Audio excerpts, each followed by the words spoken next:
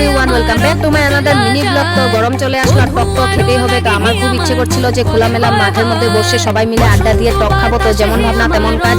তারপরে এখানে তেঁতুলগুলোকে আমরা দেখো কি সুন্দর ভিজিয়ে রেখেছিলাম আর পেঁপেটাকে ভালোভাবে ধুয়ে কুড়িয়ে তারপরে এখানে তেঁতুল দিয়ে শুকনো মরিচ কুড়া লবণ আর এখানে লেবু পাতা দিয়ে আর দিদি তো ভালোভাবে চটকে চটকে মাখছিল আর আমার দেখে জিভে জল চলে আসছে। গাইস, তোমাদেরও কি তাই হচ্ছে?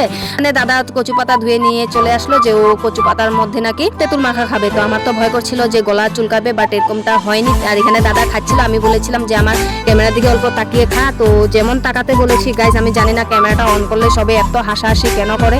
তো সে তো খুব লজ্জা পাচ্ছিল। আর এখানে শুনুও খেয়ে বলেছিল যে অনেক টেস্টি হয়েছে মাহি। আর আমার তো খুব টেস্টি লেগেছে গাইস। এই যে দেখো আমি কি সুন্দর একের পরে এক খেয়ে নিয়েছি। আর আমার তো যেমন আমার মুখের ঢং দেখছো ঠিক ঠিক তেমনই স্বাদ হয়েছিল।